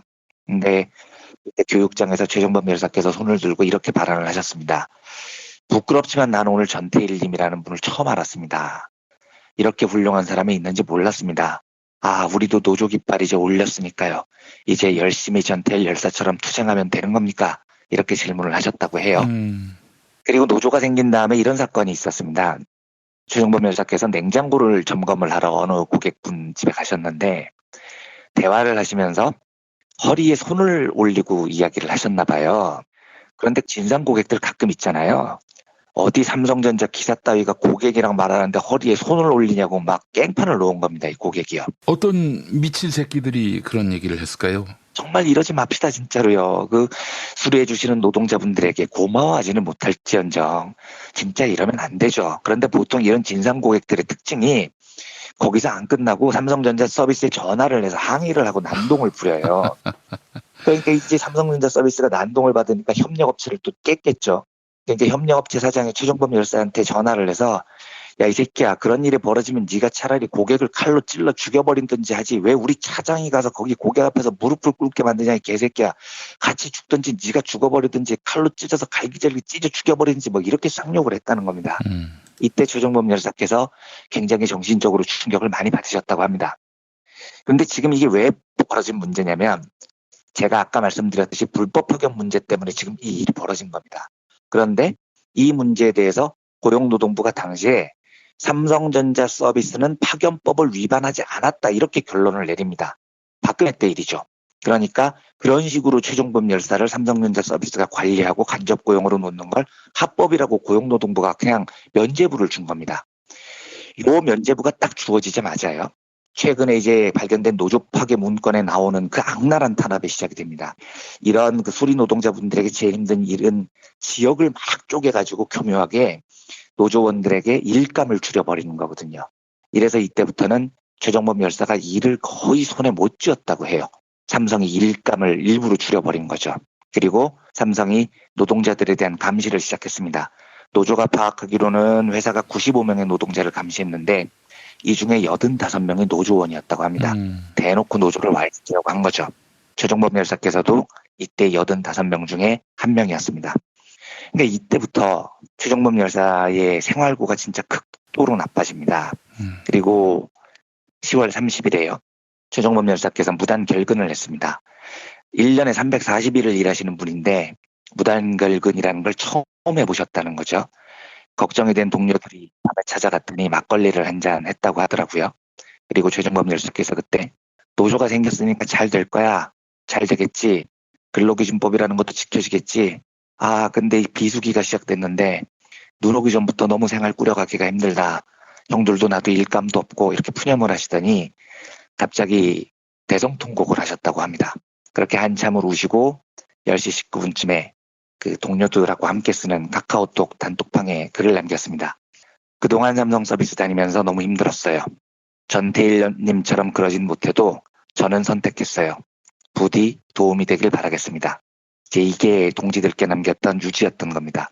그리고 이튿날 오후 5시 30분에 열사께서 어려서부터 자라셨던 고향집 나무숲 앞 숭룡차 안에서 숨진 채 발견이 되셨습니다. 그리고 이제 몇 개월 뒤에 제가 과거에 말씀을 드렸던 염호석 열사께서 그 길을 따라가셨죠. 이 두 분의 동지들이 삼성전자 서비스 지회에서 목숨을 잃었습니다. 저는 확신합니다. 이재용이 그리고 삼성의 무노조 방침 악랄한 노조 탄압이 최종범 열사, 염호석 열사를 죽였습니다. 저는 이걸 살인이라고 생각을 하는 사람입니다. 노조를 한다는 이유로요. 사람을 죽인 자들이 바로 삼성의 경영자들이고 이재용이라고 저는 생각합니다. 최종범 열사가 돌아가신 지 이제 4년 6개월이 지났는데요. 마침내 삼성전자 서비스라는 회사가 노조로 인식을 하고 간접 고용 노동자들을 직접 고용하겠다고 합니다. 늘 이제 이 부분만 생각을 하면 저는 최종범, 염호석 두 열사를 뭐라고 표현할까요? 뵐 면목이 없었다고나 할까요? 그런 생각이었는데 이제는 조금은 한국 사회가 고개를 들어서 이 두 분을 조금 더 잘 추모할 수 있을 것 같습니다. 먼 곳에 계시겠지만 저는 오늘 이 소식을 최종범, 염호석 두 젊은 열사들께서도 정말 기뻐해 주시리라 믿고요. 그래서 저는 살아남은 사람들에게는 이 악마 같은 삼성과 이재용에 대해서 더 잘 싸워야 되는 책무가 남아있다고 생각합니다. 8,000명의 노동자들이 직접 고용됐다는 이 기쁜 소식을 하늘에 계신 주종범, 염호석 두 젊은 동지들께서 함께 기뻐해 주시기를 바라면서 두 분께 전하면서 그런 마음으로 이 소식을 전해드렸습니다. 이분들이 이제 사실은 수리하러 가서 삼성을 대신해서 욕을 먹는 거 아닙니까? 그렇죠. 삼성 마크를 달고 삼성을 대신해서 일을 하면서 삼성의 이름으로 일을 하고 모든 일을 하는데 사실은 삼성은 이들에게 책임을 지지 않았던 겁니다. 지금까지요. 또 삼성의 제품을 만들며 있어서 많은 노동자들이 자기 몸을 상하게 하면서 그렇게 삼성의 이익을 위해서 일해왔는데 하지만 그들은 기본적인 산업재해 인정도 받지 못하고 있고요. 우리가 이재용을 끝까지 감시해야 하는 그런 이유가 바로 여기에 있는 것입니다. 네, 저는 특히 용서할 수 없다는 마음이 잊혀지지가 않습니다. 당연히 감시해야 하고 견제해야 되고 죄를 물어야 됩니다. 알겠습니다. 이완배 기자님 오늘 말씀 잘 들었습니다. 네, 감사합니다. 부모님의 생신 또는 기념일에 아주 특별한 선물을 준비하고 계십니까? 부모님의 소중한 일생을 되돌아볼 수 있는 기억의 책을 선물해보세요. 부모님의 어린 시절부터 젊은 시절 그리고 노년에 이르기까지 그 누구보다 치열하게 살아온 삶의 여정을 한눈에 모아볼 수 있도록 최고 100장까지 들어가는 사진첩과 더불어 기자들이 직접 인터뷰를 통해 작성하는 생애사까지 더해져 오직 부모님만을 주인공으로 하는 세상에 다시 없을 고품격 기억의 책을 10년 노하우로 특별 제작해드립니다. 200페이지 분량 12권에 2부까지 함께 드리는 구성으로 440만 원에 모십니다. 한평생 가족을 위해, 자녀를 위해 헌신해 오신 부모님. 아주 오래 기억에 남을 뜻깊은 선물. 지금 신청해 보시죠. 평범한 사람들의 아주 특별한 기록. 기억의 책 만민보. 문의전화 1877-1419 1877-1419 민중의 소리.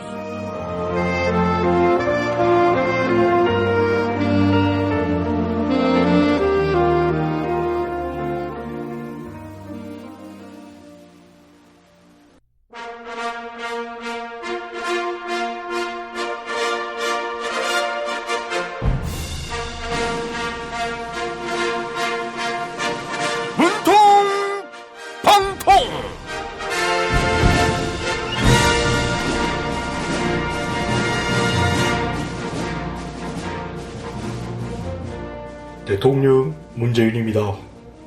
남북 정상회담에 이어서 북미 정상회담도 예정되어 있지요.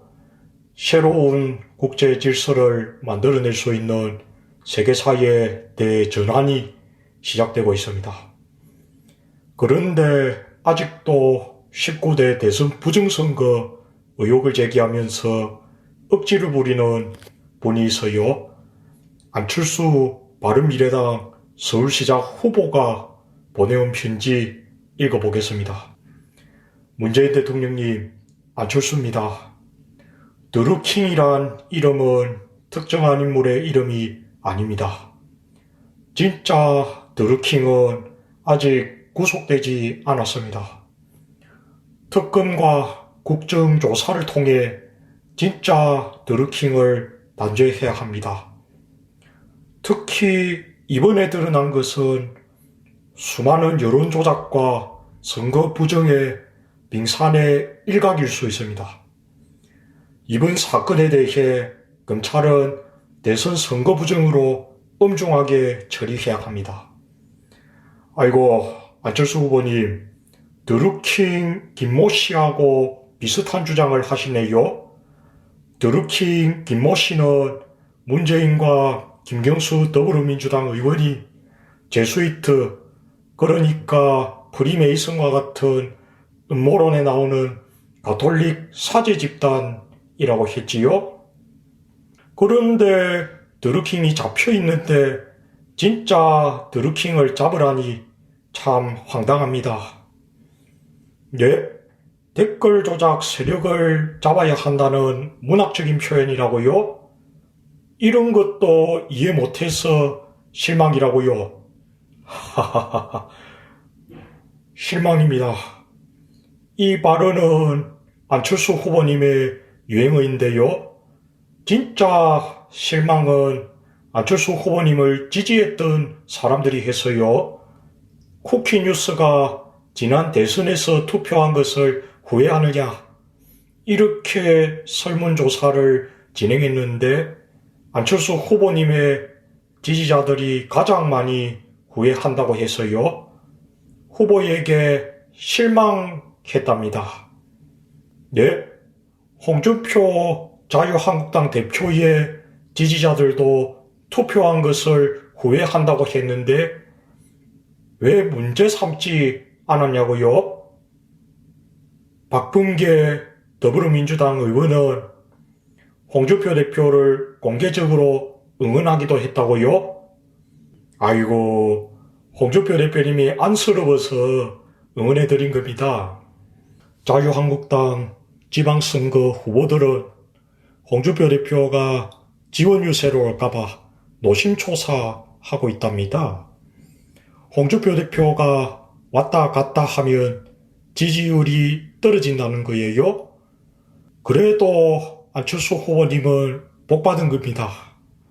바른미래당은 더 떨어질 지지율이 없으니 걱정할 필요도 없잖아요.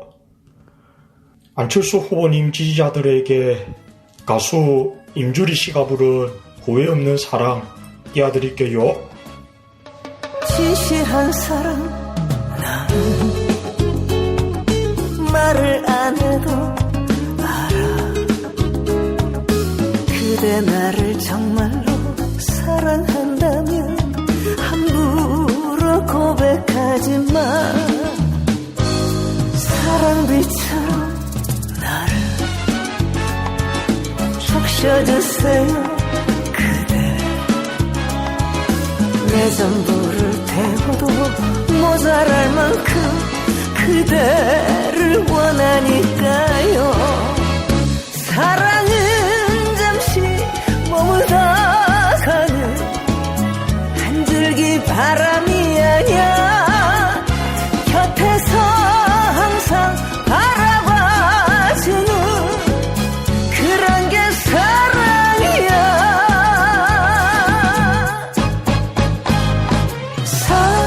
사랑한다면 그대로 지금 그대라면 좋겠어. 사랑한다면 뒤돌아봐도 후회 없는 사랑이기를.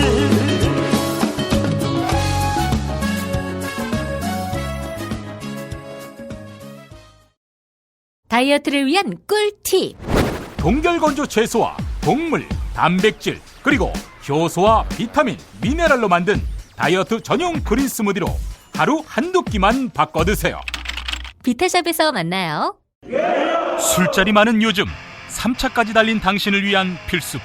전창걸의 새싹 땅콩차. 이제 속쓰림은 잊으세요. 070-8635-1288 070-8635-1288 생활인을 위한 꿀팁.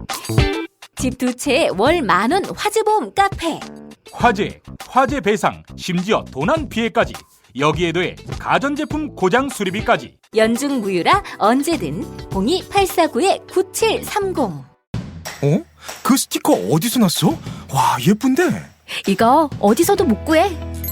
머릿속에만 있던 나만의 캐릭터를 여러분의 눈앞에 보여주는 건 바로 IMC 프렌즈입니다. 010-3311-5071로 전화주시거나 인터넷 검색창 또는 앱스토어에서 IMC 프렌즈를 검색해주세요. 지방선거 후보자님, 잘 들으세요. 선거는 뿌리오와 함께 선거 문자 1위는 뿌리오. 선거 문자 12년 연속 1위. 1위 당선 1위 문자 뿌리오. 야, 근데 홍어가 진짜 그렇게 몸에 좋아? 아니 끝내준다니까. 근데 비싸지? 열나 싸고 열나 맛있는 홍어가 있다니까. 어디? 알싸한 홍어. 네이버 검색창에 알싸한 홍어를 검색하시고 1599-6456 전화 주문도 가능합니다.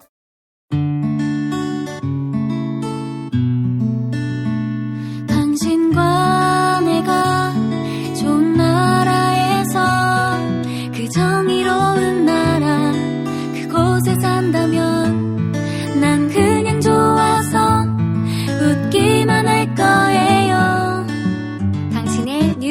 박사관 김용민 브리핑.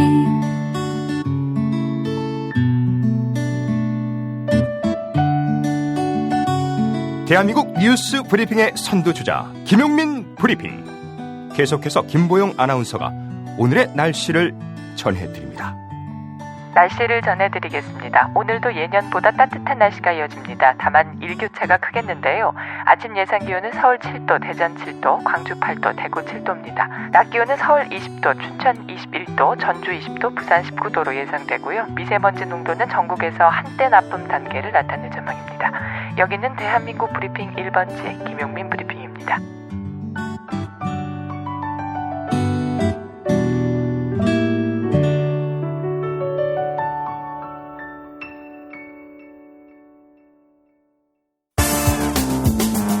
오늘을 읽는 책, 문학평론가인 국민대학교 국문학과 정선태 교수와 함께합니다.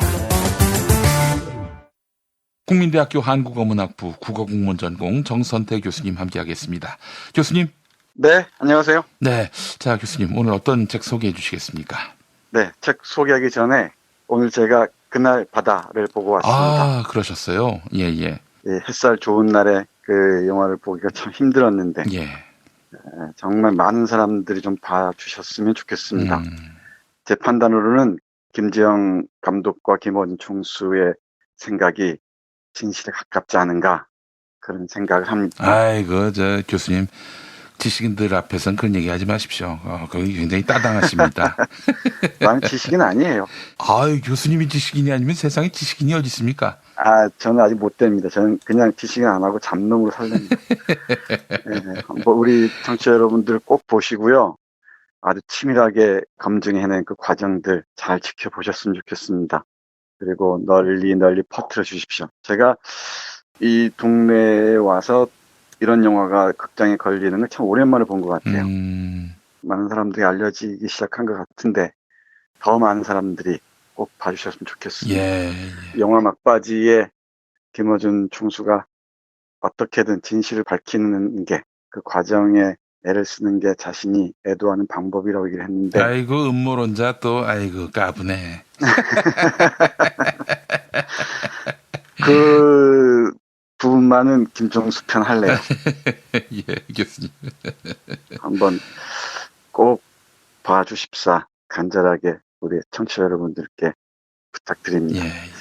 영화 감독은 영화 감독대로, 언론인은 언론대로 각자의 방식대로 세월호를 기억하고 또 세월호로 사망한 아까운 생명들의 죽음을 애도하는 방식들이 있겠죠. 예. 문학 쪽에서도 마찬가지입니다. 4.16 이후 많은 그 소설가들, 시인들, 비평가들이 이 세월호에 관해서 글을 써왔는데요. 오늘 소개해드릴 이 세월호 추모 문학 12인 공동소설집 숨어버린 사람들도 그 연장선상에 있습니다. 예. 이 숨어버린 사람들은 그 전에 나왔던 15인 공동소설집 우리는 행복할 수 있을까에 이어지는데요. 12명의 작가가 직접적 또는 간접적으로 세월호 관련된 이야기를 펼쳐놓고 있습니다. 제가 이 소설집을 보면서 한국 문학사의 일종의 아픈 연속성을 떠올렸는데 숫자의 연속성 같은 거죠. 예. 이를테면 8.15 문학이라는 게 있습니다. 해방과 관련된 문학이 있을 수 있죠. 또 뭐 6.25 문학을 우리가 상정할 수도 있죠. 전쟁과 관련된 수많은 작품들이 있으니까. 그리고 4.19 문학도 있고요. 그리고 5.18 문학도 우리 생각할 수 있을 것 같고. 또 역사적으로 보면 4.3 문학도 있고요. 그리고 이제 4.16 문학이 또 한 번 우리 문단에 이정표를 마련하는 것 같습니다. 예. 이 작품에 실려있는 작품들을 다 소개해드리기는 어렵고요. 작가들 보면 윤후명 선생부터 시작해서 정남일 선생까지 12명의 쟁쟁한 작가들, 신예 작가들이 세월호를 기억하고 있습니다. 각각의 다른 에피소드로 12편인 거죠? 네, 그렇습니다. 각각의 방식으로 문학적으로 세월호의 그 의미들을 읽어내고 또 형상화하고 있습니다. 예. 오늘은 손현주가 쓴 20살과 최지혜가 쓴 달룡이의 외출을 중심으로 세월호 얘기 좀 해볼까 합니다. 예. 손현주가 쓴 이 20살은 이제 20살이 된 세월호 생존자 얘기입니다. 세월호의 기억이 얼마나 이 살아남은 자에게 깊은 상처를 남겼겠습니까? 그날 바다를 보면서도 그런 장면들이 스쳐갔었는데 이 소설을 읽어보면 박찬열이라는 화자가 자기만 살아나왔다는 그 죄의식에서 쉽게 벗어나지 못합니다. 그 장면 잠깐 보겠습니다. 박찬열이라는 친구, 여기 이 화자는 자기 혼자서 캐비닛을 타고 빠져나왔어요. 그런데 자기 친구, 아주 절친이었던 준환이하고 명진이는 배에서 빠져나오지 못합니다. 마지막까지 손을 잡으려고 했는데 손을 놓쳐버렸다는 그 죄의식, 나는 살인자라는 그 부채의식에서 벗어나지 못합니다. 그 구절 잠깐 보겠습니다. 그날 아침 선실 내부에는 아이들이 아침이라 분주히 움직였다. 나는 홀에서 휴대폰을 보고 있었고 어느 순간 배가 한쪽 방향으로 기우뚱기우뚱거리는 움직임을 감지했다. 나는 움찔하며 쥐고 있던 휴대폰을 바닥으로 놓치고 말았다. 휴대폰은 맞은편에 있는 준환이 쪽으로 굴렀다. 준환이는 휴대폰이 굴러간 곳으로 몸을 움직였다. 그때 또다시 배가 기우뚱하며 더 깊이 흔들렸다. 이제 휴대폰은 아예 자판기가 있는 곳으로 굴러가 보이지 않았다. 아이들이 이번에는 큰 소리를 지르며 와, 배가 기우는 게 장난이 아닌데 이러다 우리 죽는 거 아니야? 그 순간 나는 배가 물밑으로 앉을 수도 있겠구나 라는 생각을 처음 해봤다. 네, 이렇게 얘기하는데 이 장면이 바로 오늘 영화에서 애니메이션으로 보여준 부분과 저는 겹쳤습니다. 이게 이런 기억들에서 벗어나기가 참 고통스럽겠죠. 더군다나 이 뒷부분에 이어지는 자기만 살아나왔다는 죄의식이 더욱더 아프게 살아남은 자의 상처를 저미는 것 같습니다. 그 부분 이어서 보겠습니다. 선내 위로 올라와 아래를 내려다보았다. 물 밑에는 많은 아이들이 허우적거리며 발버둥 치고 있었다. 그 중에 준환이가 캐비닛을 밟으려고 안간힘을 쓰는 모습이 보였다. 나는 손을 물 밑으로 깊게 내밀었다. 잡아, 어서. 나는 있는 힘껏 소리를 쳤다. 준환이는 캐비닛에 발을 디디려 애를 썼으나 자꾸 밀려나가는 캐비닛 위로 올라서는 게 쉽지 않았다. 잠시 후 준환이는 간신히 캐비닛 위에 서서 내게 손을 뻗었다. 나는 손을 아래로 깊게 내밀었다. 그러나 닿을 듯 닿지 않기를 여러 번 하다 간신히 차가운 손이 내 손을 부여잡는 듯 했다. 살았다는 안도감을 갖는 순간 미끄덩하며 뭔가 손에서 쑥 빠져나갔다. 바로 조금 전까지 물 밑에 있던 캐비닛이 흔적도 없이 사라졌고 준환이도 보이지 않았다. 네, 이후에 이제 지신으로 돌아온 친구들을 만날 수밖에 없었던 이 박찬환이라는 친구의 악몽을 이 소설은 여실하게 보여주고 있습니다. 이 소설에 따르면은 살아남은 자는 끝없이 악몽에 시달리고요. 그리고 그 악몽을 견디지 못해서 끝없이 죄책감에 몸서리를 치고 어쩌할 줄을 모릅니다. 이런 살아남은 자들을 어떻게 우리가 위로할 수 있겠습니까마는 제가 생각하기에는 진상을 오롯하게 온전하게 밝히는 것 말고는 다른 방법이 없지 않을까 생각해 봅니다. 그리고 또 하나는 정말 이런 기억이 사라지지 않도록 끝없이 환기하면서 더 이상 이런 일이 일어나지 않도록 하는 게 또 우리의 몫이기도 하겠죠. 그러니까 우리 박찬일이라는 이 생존자는 몸은 배 안에서 빠져나왔지만 의식은 여전히 배 안에 갇혀있는 상태에서 못 태어나는 것 같습니다. 우리가 배 안에서 사라진 생명들을 주로 생각하는데 살아남은 자들, 지금은 뭐 대학 3학년이 됐겠네요. 이 친구들의 어떤 가슴 아픈 상처들도 헤아려야 하지 않을까 생각합니다. 또 한 작품 보겠습니다. 최지혜의 달룡이의 외출인데요. 여기서 말하는 달룡이는 강아지입니다. 이 소설은 1살 터울의 형을 잃은 그 아우의 눈으로 그린 작품입니다. 세월호 참사가 한 가정의 일상을 어떻게 산산이 깨버렸는지를 잘 보여주는 작품이라고 할 수 있겠습니다. 형이 죽고 난 다음에 엄마는 넋을 잃어버리고요. 아버지도 점점 피폐해져 갑니다. 이 소설 앞에서 얘기한 20살도 그렇고 이 달룡이 외출도 그렇고 엄마 아빠들이 다 힘겨운 삶을 살아왔네요. 일용직으로 살거나 아니면은 배달맨으로 살거나 또는 청소하는 일로 살거나 대단히 힘겹게 살아온 것 같습니다. 그런 과정에서 아들과 딸을 사랑하지 못했다는 그 참회가 곳곳에 스며 있는 것 같습니다. 특히 달룡이의 외출은 강아지가 외출한 다음에 아버지가 서서히 의욕을 잃고 삶의 의미를 상실해버리는 그런 과정들을 보여주고 있습니다. 아버지는 이 달룡이라는 강아지에 의탁해서 간신히 살려고 몸부림쳤던 것 같습니다. 그런데 달룡이 마저 사라져버리자 이제 삶 자체에 모든 걸 끈을 놓아버린 것 같습니다. 한번 그 구절 잠깐 보겠습니다. 정말이지 아버지는 말이 많아졌고 술주정이 잦아졌고 눈물마저 흔해졌다. 아버지의 변화가 회사를 그만두어서인지 형의 부재 때문인지는 확실치 않았지만 실제로 아버지는 자주 울었다. 스테인리스 대접에 소주를 가득 따르고 그것을 소주잔으로 조금씩 퍼마시며 미친 듯이 울었다. 눈물은 그다지 나오는 것 같지 않았지만 우는 소리만은 컸다. 아버지가 거실에 앉아 울음을 터뜨리는 날이면 엄마와 나는 각자의 방에 들어가 문을 닫을 줄 몰랐다. 밤이 깊도록 아버지는 지칠 줄 몰랐다. 나는 곧잘 아버지가 눈치채지 못하게 방문을 열고 거실의 상황이 언제 끝나는지 지켜보았다. 아버지는 베란다 밖을 내다보며 들리지도 않는 혼잣말을 중얼거렸다. 그런 아버지의 말에 마치 후렴구라도 넣는 듯, 아니 맞장구라도 쳐주는 듯 달룡이도 멈추지 않고 지저댔다. 그러고는 소주잔을 쥔 아버지의 손을 몇 번인가 핥기도 했다. 아버지는 달룡이가 귀찮은 듯 손사래를 치며 때를 기세했지만 달룡이는 아랑곳하지 않고 아버지 옆에서 떠나지 않았다. 네, 이렇게 보면 달룡이는 아마 죽은 아들의 홀령이 아니었는가 그런 상상도 할 수 있을 것 같습니다. 근데 이 달룡이가 어느 날 집을 나가버렸습니다. 어찌하겠습니까? 아버지는 끝없이 울면서 모든 것을 포기하는 상태로 빠져듭니다. 이렇게 가족사 전체가 엉망진창이 돼버리는 거죠. 이 달룡의 외출이라는 소설은 화자의 시선에 보면 형의 죽음이 아버지의 삶의 피폐와 더불어서 자기도 학교를 다니지 못하고 검정고시 준비를 하고 있고요.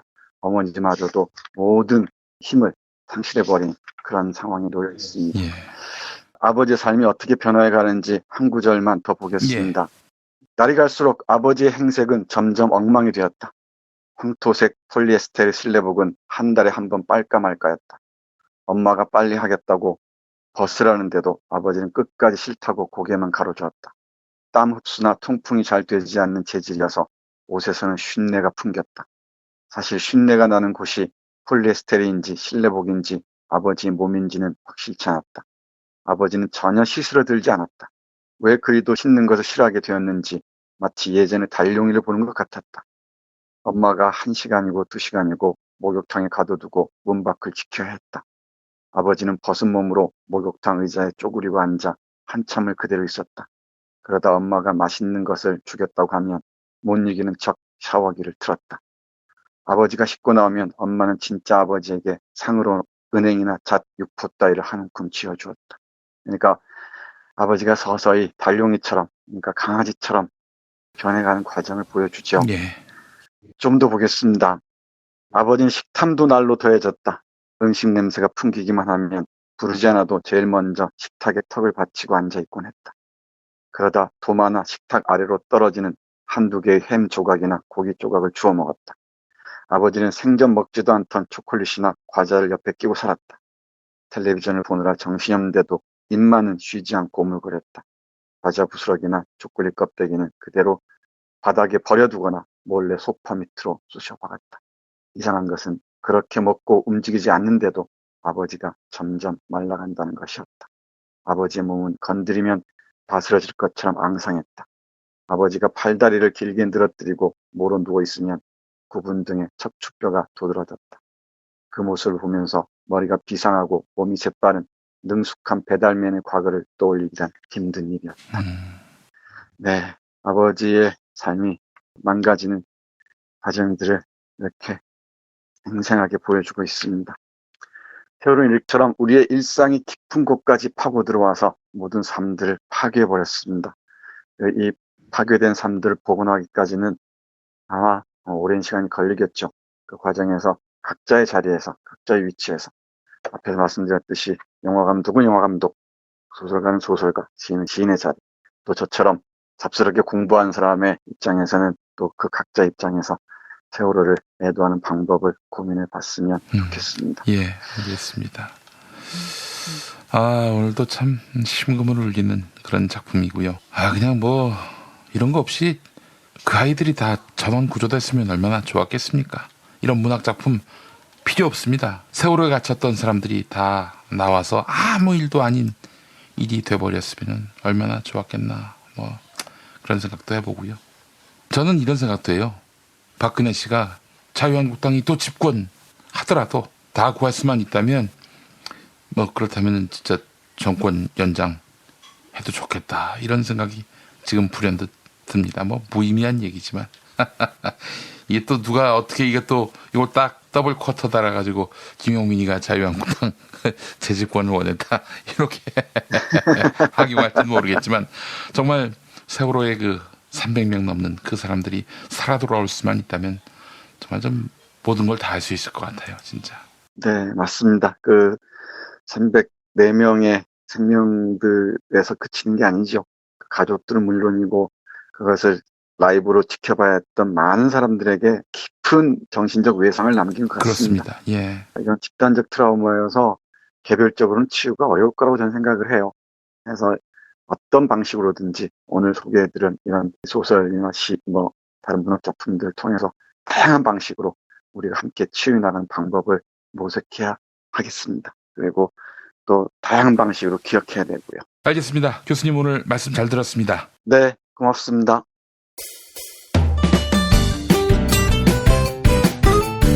뉴스포렌 메리 순서입니다. 김용민 트위터 계정에서는 매일 설문조사가 진행되고 있습니다. 김기식 전 금감원장이 사퇴하면서 야당이 청와대의 인사검증 시스템을 문제 삼고 있습니다. 청와대가 인사검증에 실패했다며 조국 민정수석의 사퇴를 촉구하고 있는 것인데요. 시민들은 야당이 주장하는 조국 수석 책임론을 어떻게 바라보고 있을까요?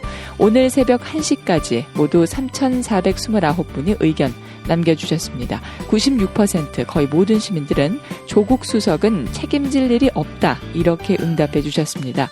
조국 수석이 사과해야 한다는 의견은 3%, 사퇴해야 한다는 의견은 1%에 그쳤습니다. 트위터를 통해 시민들과 소통하고 있습니다. 강태웅님, 조국 수석이 사과해야 한다면 자유한국당은 팬티까지 벗어야 합니다. 설문조사에 참여해 주신 여러분께 감사의 말씀을 전합니다.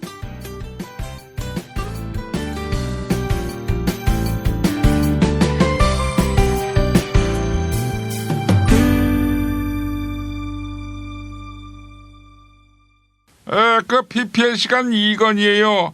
술친구 후기 이거 읽어볼게요. 김모 씨가 쓴 건데, 컨디션 여명 땡큐, 컨디션 헛개수 그리고 그냥 헛개수 아무리 때려 마셔봐라 괜찮은지.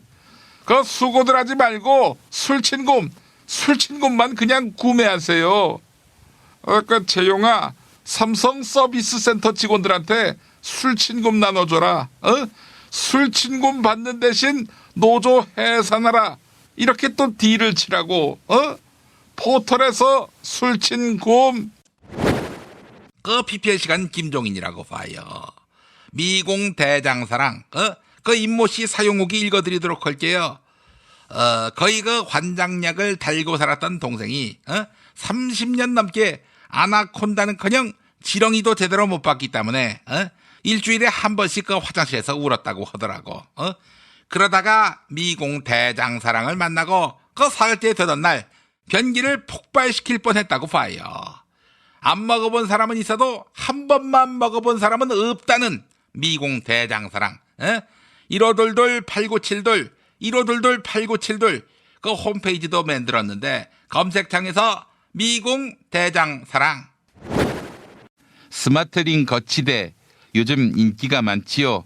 튼튼하고 예쁜 1,000원대의 스마트링 거치대 선물이나 사은품은 네피알입니다.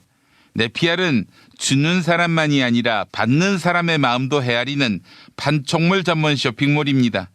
봄에 나들이 많이 가시고 행사 많이 하시지요. 기왕이면 우리 편 네피알을 찾아주시기 바랍니다. 저는 드루킹을 영입하기 위해서 사은품을 들고 드루킹을 찾아갔습니다. 근데 사무실에 없더군요. 실망입니다. 안녕하십니까, 김성태입니다. 비타샵 그린 스무디 사용 후기를 사실상 읽어보겠습니다. 사실상 한모 씨 사연인데요. 아침 저녁으로 식사 대신해서 비타샵 그린 스무디 먹었다가 열흘 만에 사실상 5kg 감량했습니다. 그린 스무디 다이어트 4주 한 잔 먹으면 전혀 배고프지 않고 아침에도 속이 가벼워서 사실상 상쾌합니다. 1522-6648 1522-6648 혹은 검색창에 비타샵을 사실상 검색하시기 바랍니다. 탄핵 때문에 뭐 이야기를 전달을 하려고 해도 길을 막고 듣질 않아요. 패족 수준으로 쪼그라든 한국 보수. 회생의 길은 과연 있을까? 변화된 정치 환경, 갈 길 잃은 보수에게 새로운 희망을 제시한다. 애국 보수의 화려한 부활과 집권을 위한 본격 가이드, 김용민의 신간, 보수를 지켜라. 진중권도 투표하는 보수 정당, 광주에서도 일당이 될 수 있는 보수 정당, 젊은이들의 입당이 줄을 잇는 보수 정당. 언제까지 민주당 정의당을 부러워만 할 것인가? 부러우면 진다니까? 자유한국당 당원 김용민이 쓴 보수를 지켜라. 이김에서 나왔습니다.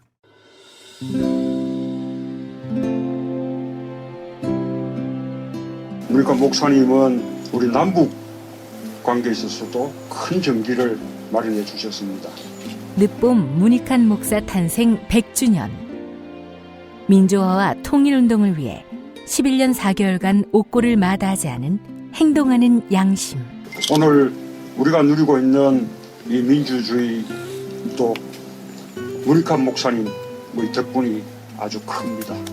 그가 24년 동안 살았던 서울 강북구 인수봉로 통일의 집이 6월 1일 문익환 통일의 집 박물관으로 거듭납니다.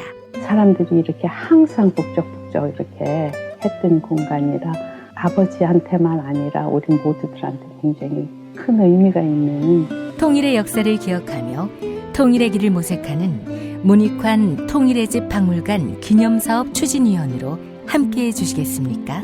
이건 단지 어떤 유가족들의 유산이 아니라 우리 시대가 가지고 있는 유산이기 때문에 자세한 안내는 포털 사이트에서 문익환 통일의 집을 입력해 주세요.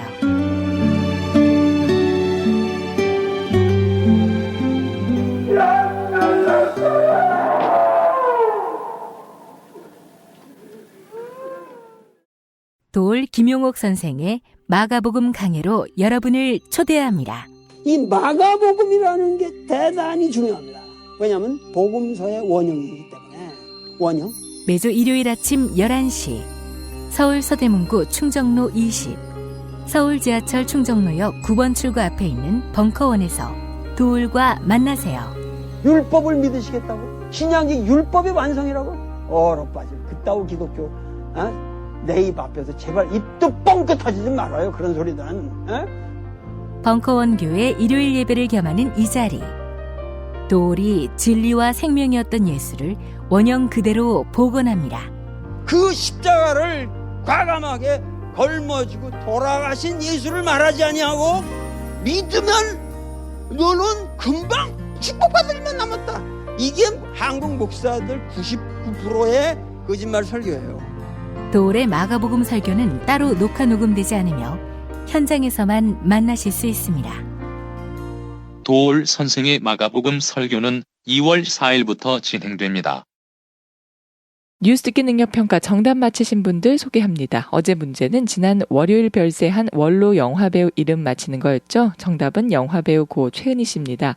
당첨자 엘레펀트님, 세월호 희생자들의 영상과 음성을 들을 때마다 죄인이 된 듯한 마음입니다. 지켜주지 못해서 미안합니다. 국민이 나라다님, 이메일을 안 적어주셨네요. 어제 영화 그날 바다를 봤습니다. 이번 정부가 세월호 참사에 대해 확실히 조사했으면 하는 바람입니다. 클로징 사연 당첨자는 트렌치코트님입니다. 게시판에 이메일 적어주시면 별을 따다 구운 과자에서 만든 강릉두부 도넛 보내드립니다. 이범준 경향신문 사법전문기자의 칼럼 조현민의 물컵은 갑질이 아니다. 일부 소개하겠습니다. 머지않아 조현민 전무에 대한 소박하지만 적절한 결론이 나올 때쯤이면 우리는 유전무죄다, 전관예우다 하면서 막연하게 세상을 욕하다가 또 다른 사건을 찾아내 지금 하는 것처럼 남의 집 가정교육 탓하다가 잠들 것이다. 이런 일이 반복되다 보면 어느 영화 대사가 어쩌면 나를 향한 것이란 생각이 들지도 모른다. 어차피 그들이 원하는 건 술자리나 인터넷에서 씹어댈 안주거리가 필요한 겁니다.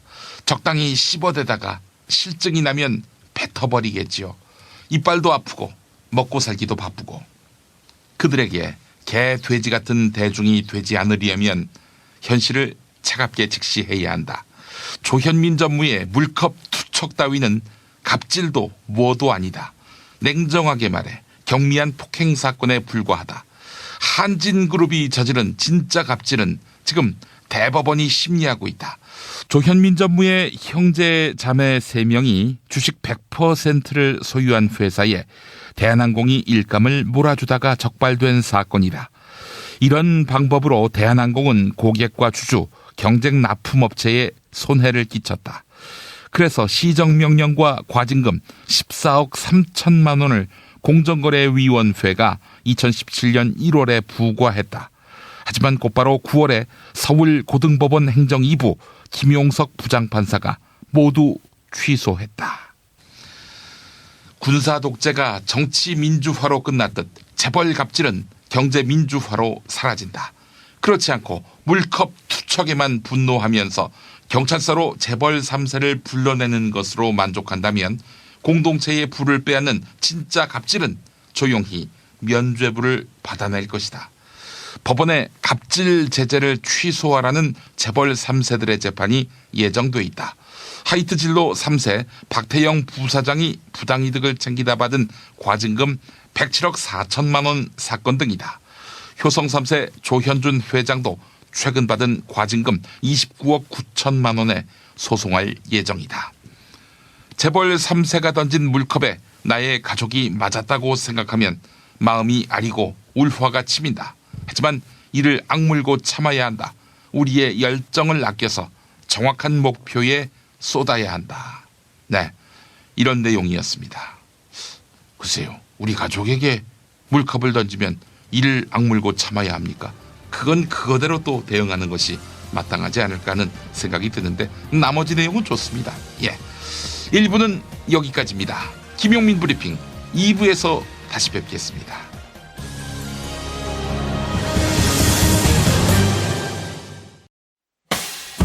김용민 브리핑과 함께한 시간 어떠셨어요? 다음 시간에도 보다 바르고 알차며 즐거운 정보로 여러분을 찾아가겠습니다. 팟캐스트 포털 팟빵에서 다운로드하기, 구독하기, 별점 주기, 댓글 달기로 응원해주세요. 잊지 마세요. 다운로드하기, 구독하기, 별점 주기, 댓글 달기.